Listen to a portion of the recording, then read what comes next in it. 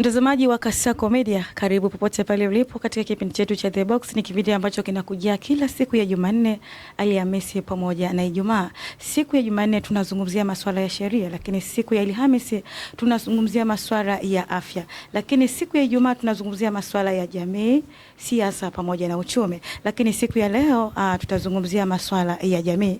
Niko hapa na mtaalamu wa masuala ya kijamii, Kufa Kunoga. Atazungumzia hususan na mambo ya jamii mbalimbali ambayo imetuzunguka. Leo tuna mada yetu. Karibu sana uweze kuwa salimia watazamaji wa Kasako Media. Nashukuru sana. Jina langu ni Justin Msafiri Kufa Kunoga. Ndiyo. Ni mwalimu wa shule ya sekondari, lakini kwa sasa ni mwalimu wa kujiajiri mimi mwenyewe katika shule inaitwa Kunoga Education Center, ambayo ni kituo kinanihusu mimi mwenyewe, kituo changu mwenyewe. Ninatoa elimu pale kwa huduma ya QT.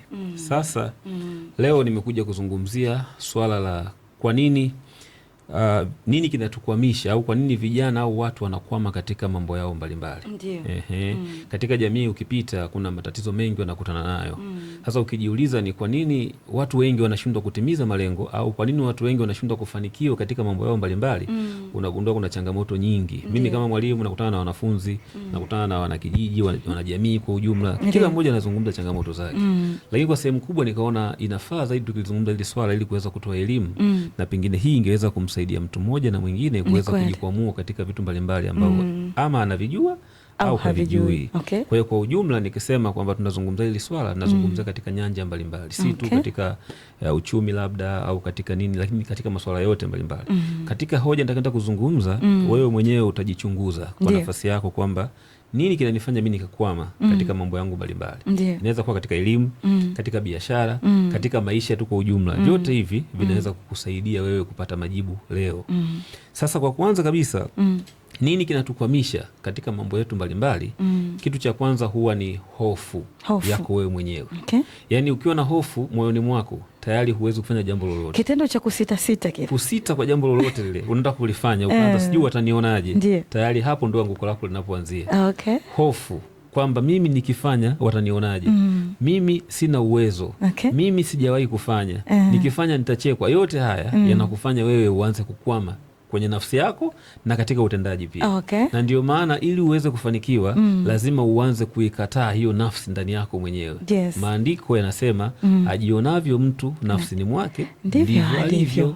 Kwa hiyo ukijiona wewe ni mshindi, utakuwa mshindi tu. Na ukijiona wewe ni mtu wa kushindwa, utashindwa.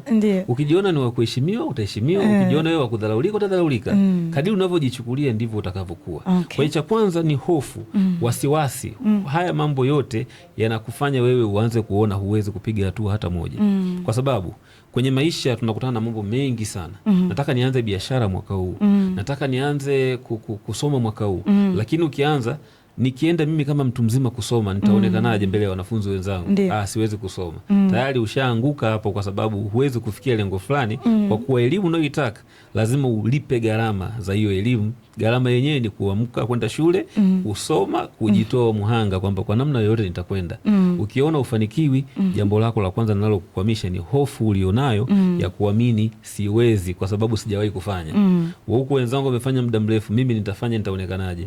Hilo ndo anguko lako la kwanza. Lakini hapo mtaalamu kwamba unaweza ukawa na hofu ni kutokana na kile kitu ambacho unataka kukifanya. Unaangalia huna ule mtaji au huna watu wa kushika mkono. Ndio hofu inapoanzia hapo. Hapo nalizungumziaje? Hili swala tena limekuwa tatizo kwa vijana wengi. Vijana ukiwaambia kuna nafasi, kwa mfano mimi mpaka leo nimeweza kujiajiri mwenyewe. Nilikuwa ninasoma shule, nikutana na jamaa yangu, akanambia bwana, tulikuwa tukutana field na yeye kwenye mazoezi ya shule, tulikuwa tunataka kufundisha shule fulani. Akanambia bwana, mimi niko sehemu nafanya kazi kwa kujitolea, pale kuna mzee aliniomba nimsaidie kufundisha somo fulani. Lakini wewe unajua somo fulani, yule mwalimu naona anahitaji mwalimu wa somo lako. Kwa nini usiende ukajaribu kuuliza nafasi? Mimi kwa kuwa nilikuwa sijaanza kujitolea na sielewi na naona tu naishi chuo, unajua vile. Yule jamaa akanipeleka ofisi ndo ile pale, nenda akamwambia mimi na mwalimu wa somo fulani utachukuliwa. Alivyonionyesha yeye kurudi, mimi nikapitiliza lile eneo. Lakini nimeikataa fursa bila kujua. Nilipopita pale nikakaa mtaani, maisha yananipiga, sielewi, mimi siipati wiki nzima. Nafanyeje? Nikarudi tena pale. samani, mimi ni mtu fulani nahusika na masomo fulani. Akasema njoo mwezi wa 12, wakati tunaongea ni mwezi wa 8, njoo mwezi wa 12. Mwezi wa 12 nitaenda, yani zikawa na kwepa. Siku moja nilikuwa nafanya kazi fulani hivi ambayo sio nzuri sana, sio ya wizi, ni kazi halali tu, lakini kwenye maklabu haya unafika unasimama kama mlinzi pale, unapata hela yako unaondoka. Niko nayo, maisha ni hatari zaidi. Je, nikimaliza chuo nitaishi maisha gani? Wakati huo ulikuwa unasoma? Nasoma wakati huo. Nimeanza niko mwaka wa pili najiangalia chuoni hapo. Najiangalia mwenyewe kwa kila kitu. Nikasema hapa sina kujitegemea sasa hapo. Nitakuja mtaani nitachora mabango ya Tigo Pesa sio nini Vodacom nini kila kitu. Nikichora vile watu wananiona, lakini haitoshi. Kwenye maklabu nimekaa kama mlinzi, lakini bado haitoshi. Nitafanyaje? Nikaona ngoja niende kwa yule mzee ambapo niliitwa siku ile. Kwenda akanambia, wewe ulishaikuja hapa? Nikamwambia ndio, ile nilipata matatizo nikasafiri, unaona nikapotea. Ndio. Njoo mwezi wa kwanza. Mwezi wa kwanza nikarudi. Nilipofika pale akanambia, wewe ni mwalimu wa somo gani? Nikamwambia. Akasema basi njoo wiki ijayo. Ananipa tu kalenda kuruka. Sasa siku nilipoenda akanambia, unataka kufanya hii kazi? Nikamwambia ndio. Sasa ambayo ilikuwa ni kazi gani? Kufundisha. Okay. Akanambia sasa cha kufanya, subiri wakitoka wanafunzi utaenda kujitambulisha. Nikasema sawa.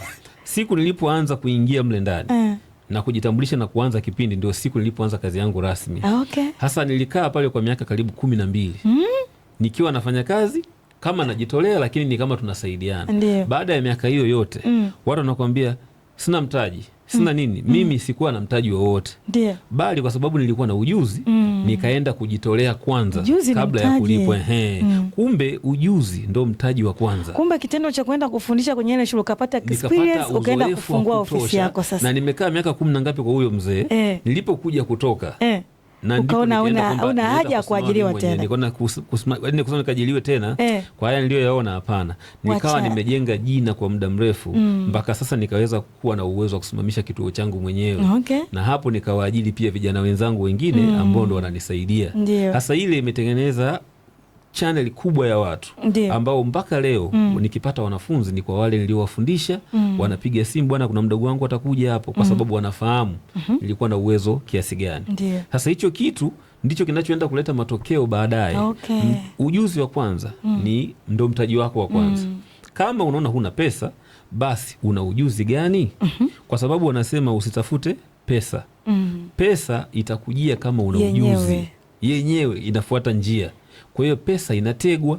Lakini hapo mwanajamii, ndio kwamba watu wengi wanatamani mafanikio kabla ya kutengeneza kitu. Maana hapo umesema kwamba lazima utengeneze kitu pesa baadaye, lakini wengi wetu wanatamani kufanikiwa kwanza kabla, yani tuseme mtu anatamani kuvuna wakati anatakiwa apande. Na ndio kitu tulikuwa nasema moja ya tatizo linalotukwamisha ni kupenda njia za mkato.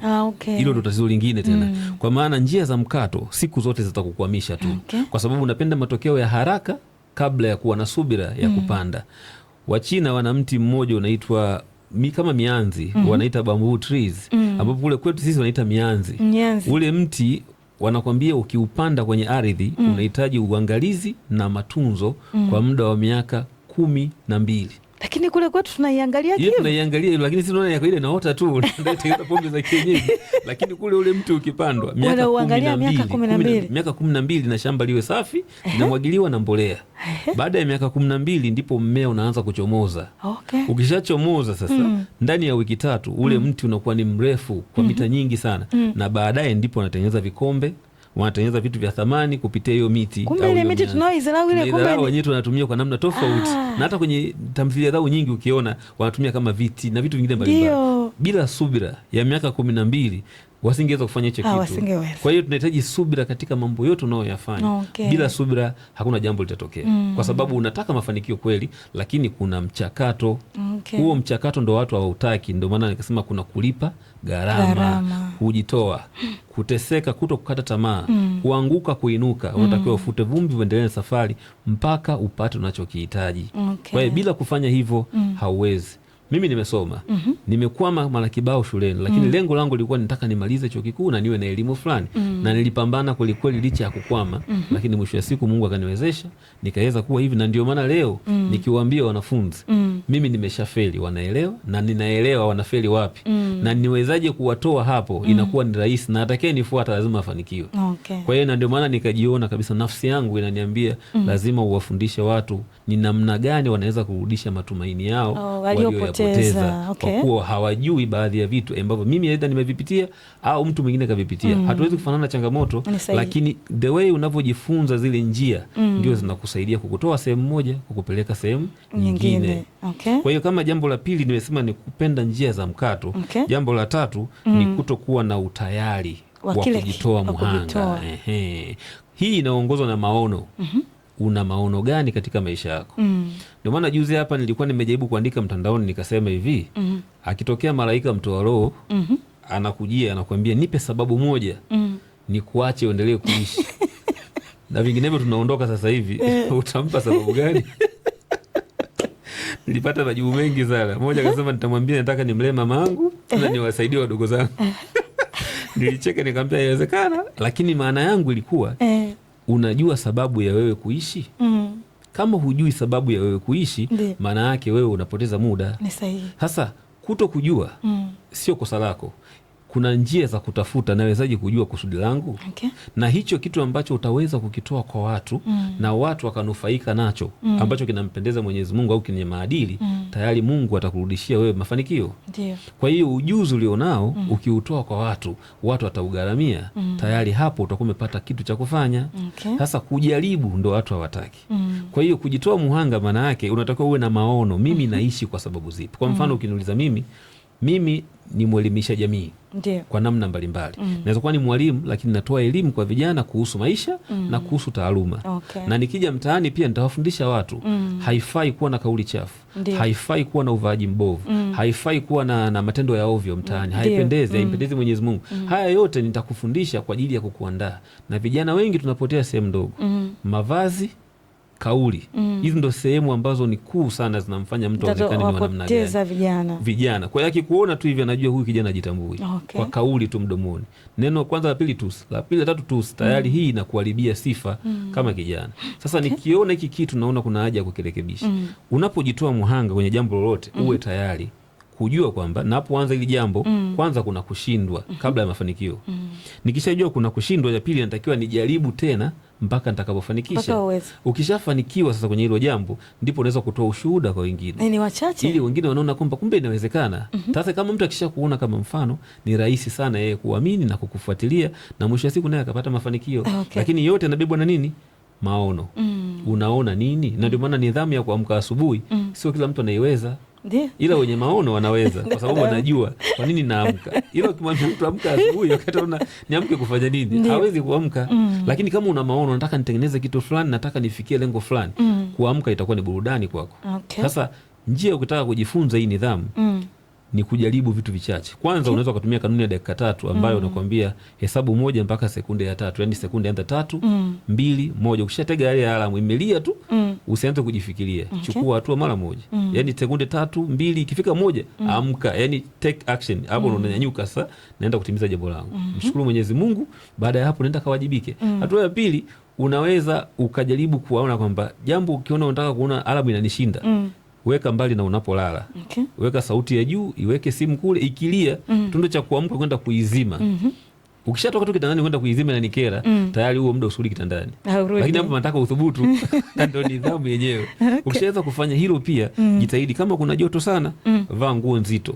Ili unapolala ikusumbue, yani utakuwa unapata tabu ile joto, utaamka. Kama kuna baridi, vaa nguo nyepesi zaidi na feni iwe inafanya kazi. Utaamka tu. Sasa ukishakuwa na nidhamu, hivi vitu kwako vitakuteza ndani ya siku 90. Na ukiweza kuvumilia ndani ya siku 90, basi inakuwa tabia. Lakini kwa kasumba ambayo inaendelea kwa mtaani kwamba eti matajiri ndio wanaweza kuamka mapema, lakini sisi maskini tunapenda kulala. Hii unaizungumzia kwa sababu matajiri wanajua. Ndio maana kuna kitabu kilisema hivi, waliofanikiwa hawafanyi kitu tofauti na sisi ambao hatujafanikiwa. Ila wanafanya vitu vile vile, ila kwa namna tofauti ya ubunifu. Kwa mfano, kuamka ni kugumu.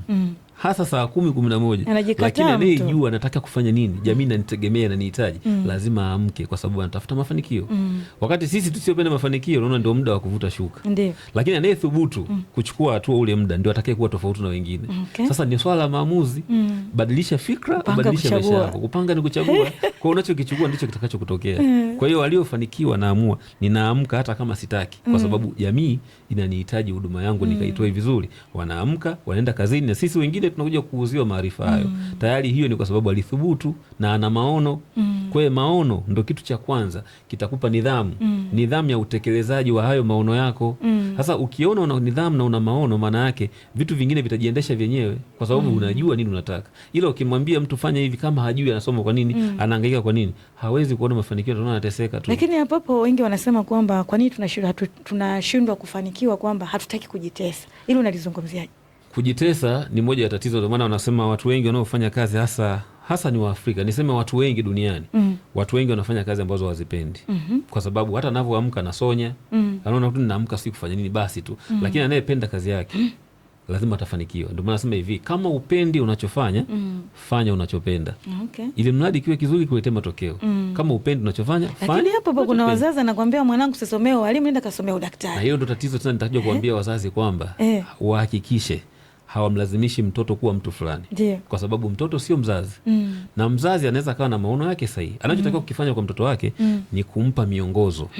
Mwanangu, na kitu hiki na hiki, lakini jitahidi ufanye kitu fulani kwanza, then kitafuatia kitu kingine. Mtoto huyu ataona kwamba mama ananijenga. Mimi niliwahi kumfuata mwalimu. Mwalimu, samahani, mimi nina vitu 3-4 navifanya. Nachora, naruka sarakasi, nacheza mpira. Nakumbuka. Lakini pia una vitu kama hivi unakumbuka vizuri. Hivi vyote navifanya. Na mpaka sasa unavifanya? Navifanya mpaka sasa. Lakini sasa nichukue kipi niache kipi? Akanambia nenda na vyote. Kila kimoja kitakusaidia kwa nafasi yake, na kweli kila kimoja kimeniingizia pesa kwa namna yake. Na mpaka sasa unaendelea kucheza mpira? Nacheza mpira, lakini kwa sasa hivi nimepumzika kidogo kwa sababu mambo yamekuwa mengi. Majukumu. Lakini nilipokuwa shule nikapewa vyeti, tuzo zile nini, nikamshukuru Mungu. Na ulivyoingia chuoni ndo kabisa sikujishughulisha na mpira, ila kule nilikuwa kwenye kuchora zaidi. Sarakasi. Kuchora na sarakasi nafanya hata kesho au sasa hivi, lakini tu nimeacha mazoezi ya muda mrefu. Ila sarakasi iliniingizia pesa nikiwa shule. Ndio. Pesa nyingi tu, nikipewa zawadi. 2, nikuja kupata kazi ya kuchora nikiwa chuoni, wakati maisha yangu sielewi na nimekosa mkopo. Nilichokuwa nakifanya, nachukua picha ya mtu nikichora, nikimuonesha yuko tayari kulipia gharama. Nikaanza kuchora picha kwa bei ya juu zaidi. Kwa kuwa nilikuwa nafanya kitu, naona hiki kitu nakiweza, nakifanya. Japo sasa hivi nimeacha, lakini nikiwa chuoni imenisomesha, imenipa pesa ya matumizi. Kuchora. Lakini pia hiyo vitu vingine, sarakasi, nilikuwa napata viela vingine vidogo vidogo, vimenisogeza kwa nafasi fulani. Kwa hiyo nilikuwa na vitu vingi navifanya, yote kujisogeza katika nafasi fulani, mpaka kufika kwenye ualimu ndo nikaamua kukaa hapo. Lakini ualimu uliupenda au ulikuta umesomea? Ualimu niliupenda sana, lakini sikujua kama mimi ni mwalimu. Hukujua kama wewe tayari ni mwalimu. Na ndio maana kwa nini tunafeli, tunafuata mkumbo. Sasa kakaangu akaniambia, "Hivyo mdogo wangu unasoma mpaka leo uko kidato cha 6. Unaweza kuniambia unataka kuwa nani?" Nikamwambia natamani kuwa mwanasheria, natamani kuwa mtangazaji, na natamani kufanya vitu vingi. Akasema unapoteza muda. Nikamwambia kwa nini? Wewe unafaa tu kuwa mwalimu. Nikamwambia kwa nini? Sasa wewe ni mtu ambaye una uwezo wa kuvielezea vitu kwa upana sana. Na mtu asipokuelewa ana shida binafsi. Hapo tu wazo langu nasema nitakuwa mwalimu. Nikaenda kusoma walimu. Lakini nikawa natafuta tena wataalamu, najitafuta mimi ni nani? Nikajifunza kwa mtu mmoja, saizi Mwenyezi Mungu amrehemu, MC Pilipili. Aliojiwa siku moja akasema, kilichonifanya nijue ni kile kitu ambacho kinanipa furaha muda mwingi. Alikuwa mwalimu na yeye alikutana na mwalimu mkuu. Akiwa darasani anafundisha, mwalimu mkuu akapita nje ya darasa, akaona mwalimu anafanya masuala kama michezo ya watoto ile. Akamuita, akamwambia, hivyo ni mwalimu au ni mchekeshaji? Akasema kweli mwalimu, mimi sijui. Akamwambia sasa chagua moja, kuwa mchekeshaji au kuwa mwalimu. Akasema kiukweli mimi napenda kuchekesha kuliko kufundisha. Kwa hiyo akasema kitu gani kimechukua muda wake mwingi ni kuchekesha. Alikuwa ni mwalimu wa sekondari kabisa. Kwa hiyo alichoona kinampa furaha muda mwingi kuliko ni kuchekesha. Na ndio maana akatoka pale akaamua kuwa mchekeshaji. Na tukamjua kwa hicho mpaka leo. Kwa hiyo nikaona mimi nikijichunguza kitu gani kinanichukulia muda wangu mwingi, nikaona ni kuzungumza. Yaani kuzungumza, kufundisha, kuelimisha, najisikia raha sana moyoni mwangu. Na nikajua hili ndio kusudi langu kwenye maisha. Na nikasema Mungu akinipa uhai mrefu, kazi yangu kubwa ni kuelimisha watu na kuwafundisha kuhusu mambo mbalimbali ya kimaisha. Na ndio maana changamoto zozipitia namshukuru Mungu kwa sababu zimenisaidia leo kuwa mwalimu wa kuwaelekeza watu nilikosea wapi, nikatokaje na ninawezaje kufika kule nakotaka kwenda. Na kituo chako umeanza mwaka gani? Kituo changu kimeanza mwaka juzi. Nimekuja mwaka jana na mwaka huu. Na mpaka sasa una wanafunzi wangapi? Mpaka sasa na wanafunzi kwa sasa hivi wamekuwa wachache kama 15 ambapo ndo wanaanza kupokea msimu mpya. Lakini mpaka nafunga nilikuwa na watoto zaidi ya 60. Okay. Na kidato cha pili level ya form 1, form 2 mwaka mmoja, form 3, form 4 ile miaka miwili mtu anakuwa amemaliza. Na namshukuru Mungu QT wa mwaka jana form 2 walifaulu wote. Form 4 wakafaulu nusu. Na sasa hivi form 2 wamefaulu wote tena na nasubiri matokeo ya form 4 ndani ya wiki mbili, naamini Mungu atanijalia. Lakini sasa hivi na wanafunzi ambao wameanza kwa ajili ya mwakani tena kufanya mtihani. Kwa hiyo namshukuru Mungu katika hizo na hayo ndio amenisaidia mimi kuona ni namna gani tunaweza tukafikia lengo. Lakini kitu kingine cha kuwakwamisha vijana ni kukosa uvumilivu. Vijana wengi hawana uvumilivu, hatuna kabisa. Kwa nini? Nachelewa kupata pesa. Ukikimbilia pesa hutapata unachokitafuta. Tatua matatizo ya watu, pesa itakufuata. Na unapotatua matatizo usitegemee tu ukianza utapata pesa. Kwanza jitoe, fanya kwa uadilifu, fanya kwa uwezo wa hali ya juu. Watu wataona uwezo wako, watakutafuta, watakulipa. Kwa hiyo uvumilivu katika maono yako na katika mambo yako ndio yatakayokuletea mafanikio. Mbali na kitu hicho, kitu kingine ni kupenda kukosa vipaumbele. Kivipi? Unataka ufanye vitu vyote kwa pamoja. Mwaka huu nataka nijenge, mwaka huu nataka ninunue gari, mwaka huu nataka nisome, mwaka huu nataka nianze kusafirisha bidhaa kwenda mikoani. Haya mambo yote hayawezi kutokea kwa wakati mmoja. Unatakiwa uteue moja. Naanza na kipi? Katika vitu vyote hivi, cha kwanza shule. Basi wekeza nguvu kwenye shule. Cha pili, nitakuja kuanzisha ujenzi. Huu ujenzi nitaufanyaje? Ndani ya mwaka mmoja. Kila mwezi nitapeleka tofali kiasi fulani, au nitatafuta uwanja, nitafanya hivi, au nitatunza kiasi fulani. Haya yote lazima ujue kipi unakipa nafasi. Na malengo haya ya vipaumbele unatakiwa uyachukue machache, yale machache uyatengenezee mkakati. Na ukiwa na maono hayo bila kuyaandika yanabaki kuwa matamanio. Lakini ukiyaandika na kuyafanyia kazi ndio inaitwa lengo. Sasa ukianza kuyafanyia kazi, mwisho wa siku yanaenda kutimia. Kwa sababu gani? Kwa sababu hayo ndio yanakufanya wewe uonekane mtu wa tofauti na watu wengine ambao hawana malengo. Vipaumbele ni kitu muhimu sana. Usifanye kila kitu. Fanya kila kitu kwa nafasi na ujue kipi kinaanza, kipi kinafuata. Kama una mpango A, usifanye mpango B kabla A haujakamilika. Na kama A ziko 3 au kuna mambo ya muhimu 3 kwa pamoja, anza na A1, yagawe A2, A3. Ukianza A1 ikamilishe kabla hujaenda A2. A2 ukimaliza nenda A3. Ukizimaliza ndio unaenda namba 2. Haya mambo ukiyapangilia hivyo utajikuta unayakamilisha. Watu wanapoanza mwaka mpya kama hivi sasa ana malengo 15. Lakini cha ajabu mwaka ukiisha hata moja hajatimia. Kwa nini? Unarundo. Kwa sababu unarundika mawazo mengi. Cha msingi chagua mawazo 3 au 5 makubwa. Halafu katika hayo lifanyie kazi kila moja ndani ya muda ulioupanga. Ukiona umeenda, ukiweka malengo machache una asilimia 98 ya kumaliza na kuyashinda. Lakini ukiweka malengo mengi una asilimia 30 katika 100 za kufanikisha. Kwa hiyo ni muhimu kuweka malengo machache. Nini kinasababisha mtu ashindwe kufikia malengo yake? Kukosa mwelekeo, ndio hiyo nasema unashindwa kuwa na maono. Na pia kupenda njia za mkato. Lazima ujue nataka kuwa mtu fulani, itanichukua muda gani? Kwa mfano mimi nilisema nikianza kusimama mwenyewe kwenye kazi yangu nina miaka 5 ya kuhakikisha kwamba nimefika level ya juu sana. Huu ni mwaka wa 4. Nina uhakika mwaka huu itakuwa tofauti na mwaka jana. Na mwakani itakuwa tofauti zaidi ya miaka 4 iliyopita. Na baada ya huo muda jina langu litaanza kufika mbali zaidi. Na hicho ndicho ninachokiona katika maono yangu. Hata kama watu hawawezi kuamini, mimi naona na ninaamini itakuwa. Na kama tupo hapa na Mungu akatupa uhai, utakuja kuwa shuhuda namba 1. Na hilo ndo naliona kwa mimi, Mungu amenijalia hicho na ninakiona. Sasa kuwaaminisha watu ni swala wao kujua mimi ni nani, nafanya nini. Ni swala la muda. Hata kama saizi hayatokei, kuna siku yanakuja. Lakini hatuna imani sasa. Na ndio hicho tatizo. Mheshimiwa Julian Nauka aliulizwa siku moja, wewe unakaa chumba kama hiki halafu unanishauri mimi ni eti nibadilike niwe na matumaini? Akasema hivi, chumbani kwako ukiingia kuna makoti ya suti na kagodoro hapo chini. Anasema alipoulizwa vile akasema hivi, kwani wewe ukienda stendi watu wamejaa pale, je, wale wote wanalala stendi? Kasema hapana, si wote wanaendelea safari zao. Na mimi hapa ni mpita njia. Lakini leo ukimwona alipo tunamheshimiwa sasa hivi. Tunajipa moyo kwamba ipo siku. Sasa kuna watu viona, watu hawavioni. Sasa hiyo sio kosa lako. Ni kosa lao kwa sababu wao ndio waoni.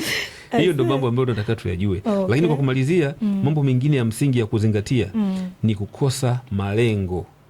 ambao maono ni kwamba nataka kuwa nani, lakini lengo langu hasa kwenye haya maono yangu ni nini? Ni kuja kuwa mtu mwenye mafanikio au mtu wa kutoa huduma fulani kwa jamii.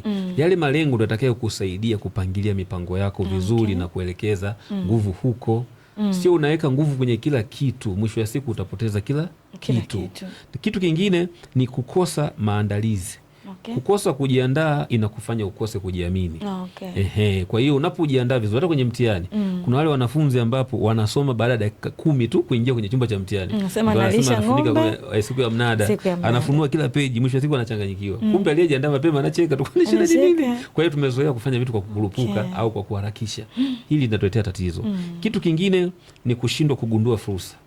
Fursa inapokujia imevaa koti baya, ukishindwa kuielewa hiyo fursa lazima utapotea. Bahati nzuri wakati mwingine inakuja kwa ubaya, lakini unashindwa kujua kwa sababu Mungu anatuambia tushukuru kila jambo. Huwezi ukajua, lakini ukiwa na usubira, nifanikiwe, napataje hasara sasa? Hicho sasa ndio mwisho wa siku, hasara lazima ujue ipo katika safari. Hakuna kitu kinatokea bila kuwa na changamoto. Sasa ukishaanza kusema naanza biashara, lazima ujue kuna kufeli. Hilo ndio kwanza. Ukianza kufikiria faida utapotea. Lakini mimi nikianza biashara nafikiria faida, lakini pia katika faida najua kuna kufeli, lakini kufeli siipi nafasi kubwa. Naamini nitashinda kwanza, then hasara itakuja baadaye. Na hiyo imenisaidia kwa sehemu kubwa kutimiza malengo. Kitu kingine ni kukosa nidhamu. Nidhamu ni uwezo wa kufanya kitu hata kama utaki. Sasa hii inawezekana ikiwa una maono. Nidhamu hatuna kabisa. Kwa hiyo nidhamu sio kusema shikamoo marahaba mzima, hapana. Nidhamu ni kujua nini nataka. Kama kazi yako inakutaka uamke saa 1, amka saa 1. Kama kazi yako inakutaka uanze kuanza mazoezi, basi anza mazoezi. Hiyo ndio nidhamu. Unaamka hata kama utaki, lakini kitakacho kusukuma maono. Una maono gani? Kama huna maono, basi kila kitu kitakuwa kigumu na utaona mambo hayatokei, kwa sababu hujui unataka nini, hujui unaenda wapi, na kama hujui unakokwenda utaishia unakoelekea. Kila njia itakufikisha kokote. Lakini kama unajua naenda sehemu fulani, unajua ni kituo gani nisimame, gari gani nipande, na nitafika kituo kipi, uwezo ukashukia popote. Hayo ndio maono na malengo. Cha mwisho ni kushindwa kutumia uwezo wako. Kivipi? Mungu amekupa uwezo, kila binadamu aliyepo duniani. Ndio swali langu la mwanzo. Je, malaika mtu wa roho akikwambia nipe nafasi moja au sababu ni kuache uendelee kuishi, utampa sababu gani? Ni kujua kusudi la wewe kuwa hai. Tumeumbwa kwa mfano wa Mungu, lakini Mungu kila mmoja amempa kusudi. Na kila mtu angejua kusudi lake, dunia ingekuwa kitu cha tofauti sana. Na ndio maana waliogundua vichache leo tunaweza kukaa hapa. Hii ni masuala ya teknolojia. Kuna mtu aliyegundua kitu hiki, pengine hayupo duniani. Sisi leo tunatumia hapa tunapofanya, dunia inatutazama. Kwa nini? Kuna mtu mmoja alitumia wazo lake. Kwa kila hicho kitu anachokifanya mtu ndio tunaita sayansi. Sayansi ni yale mawazo, na teknolojia ni kufanya lile wazo lilete matokeo. Na hiyo ndio teknolojia. Kwa hiyo haya yote tunayoona ulimwenguni, yawe majumba, magari, kila kitu ni mawazo ya watu. Na watu wanasema sehemu pekee yenye utajiri ni makaburini. Sio kwa kufanya ushirikina, kwa sababu kuna watu walifariki na wakazikwa wakiwa na mawazo hawajafanyia kazi. Na ndio maana sisi tunataka tujifunze kujitafuta sisi wenyewe. Usijifananishe na mtu. Mimi uwezo wangu ni nini? Kama ni mpiga picha, piga picha kwa viwango vya juu ambavyo dunia itakujua. Kama ni mtangazaji, tangaza ipasavyo watu wakujue. Kama ni mwalimu, fundisha ipasavyo watu wakujue. Kwa hiyo kila kitu unachokifanya kitazungumziwa kwa namna yake, kwa nafasi ulionayo. Haijalishi uko wapi. Mti wa maembe utafute watu walipo. Ndio maana Biblia inasema kama wewe ni mtakatifu, jitakase sana. Kama wewe ni mtenda dhambi, tenda dhambi, uonekane huko hivyo. Usiwe vuguvugu. Usiwe huku na huku. Haitaeleweka. Chagua upande mmoja na utumie ujuzi wako vizuri. Ujuzi wako wa kwanza ndio pesa yako ya kwanza. Kabla ya kuwa na pesa hiyo unaita kile na watu wakushike mkono. Mtu akushiki mkono kama hujafanya kitu. Mimi mwenyewe nafanya, watu wananiona, wananiambia bwana, huyu bwana ana kitu fulani. Ndipo wanakusogeza sehemu nyingine. Kama huna kitu, tutakupa nafasi gani sasa? Hatujui. Na ndio maana pesa inaenda kwa wale ambao wana kitu. Pesa inajificha palipo na thamani. Thamani iko wapi? Ndo hapo mimi pana nichanganya kidogo. Mimi nahitaji fedha, lakini sipati fedha kwa sababu sina fedha. Aliye na fedha anaongezewa. Hapo inakaaje? Maana yake mwenye ujuzi, ule ujuzi wake anajaribu kutengenezea njia kuleta mafanikio zaidi. Kwa hiyo si nacho tena hata kidogo unaenda kukilipia ili upate huo ujuzi. Kwa hiyo cha kufanya hapa, jilishe maarifa ya kutosha na utoe thamani kwa watu. Yaani uwe na kitu cha thamani ambacho watu watakulipa. Kama huna kitu cha kukulipa, basi pesa itakukimbia siku zote. Kwa mfano mimi si mwalimu, watu watakuja watalipa ada. Tayari napata mafanikio kwa sababu nina kitu. Lakini wangenipaje hiyo pesa kama sina kitu? Manake imani yao kwangu, yule ana kitu, tukienda pale tutapata kitu fulani. Kwa hiyo hata mimi naenda kununua maji dukani, pale napoenda kununua ndipo penye thamani. nacho kitafuta kiko pale. Kwa hiyo kama huna ujuzi, pesa itakukimbia tu. Lazima uwe na vitu kama hivyo. Na hayo ndo mambo nadhani nilitaka tuzungumze, na mwisho wa siku yanaweza kukusaidia wewe kuchukua hatua. Kwa hiyo nakusihi sana, chukua hatua katika jambo lolote unataka kulifanya bila kujali, lakini ufanye katika njia inayompasa Mwenyezi Mungu na inayopendeza, na hilo litakusaidia sana. Mtazamaji wa Kasako Media, ni The Box, tulikuwa na mada nasema kwa nini watu wengi wanashindwa kufanikiwa katika mambo mbalimbali. Nilikuwa na mtaalamu hapa kwenye masuala ya kijamii, ameelezea mambo mbalimbali kwamba watu wengi tunatamani kwenda mbele zaidi kuliko kuanza mwanzo. Tunataka tutamani kuvuna kabla ya kupanda. Ameeleza mambo mbalimbali hapa. Unatoa wito gani kwa jamii? Jamii inatakiwa kujua kwamba katika maisha kila mmoja na kusudi lake. Ni kosa kubwa sana kujilinganisha na watu wengine au kujifikiria mimi kwa nini nipo hivi. Huwezi kumlaumu Mungu kwa jinsi alivyokuumba. Japo watu wengi tunavyoishi sivyo tulivyoumbwa, au tunavyoishi sivyo tulivyozaliwa. Mungu alituumba kwa mfano wake, lakini inawezekana mambo ya kidunia yakatufanya tukaishi tofauti na mapenzi ya Mungu. Lakini vile Mungu alivyokuumba, haijalishi ukoje, kuna kitu alichokiweka ndani yako. Ndani ya paji la uso wako kuna kitu kinaitwa kipaji.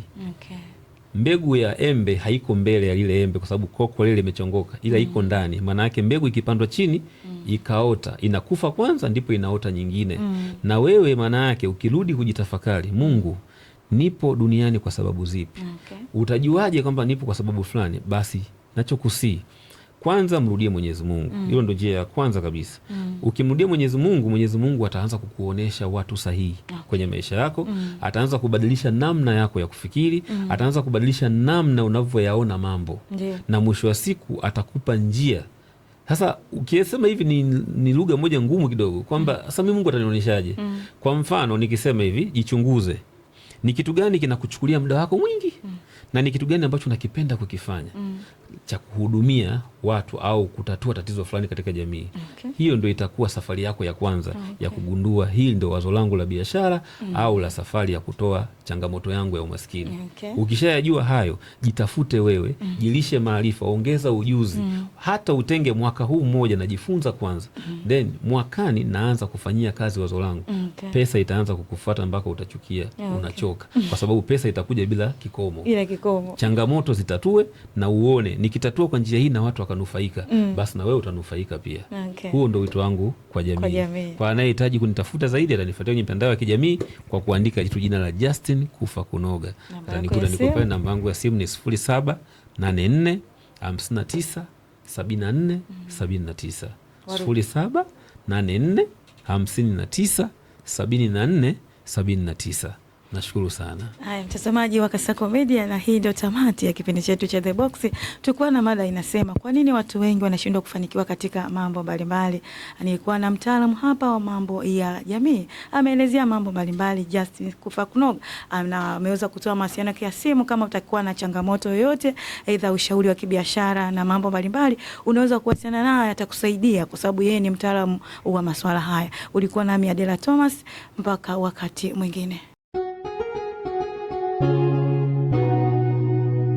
Kasako Media, tunaangazia maisha, tunaandika kesho.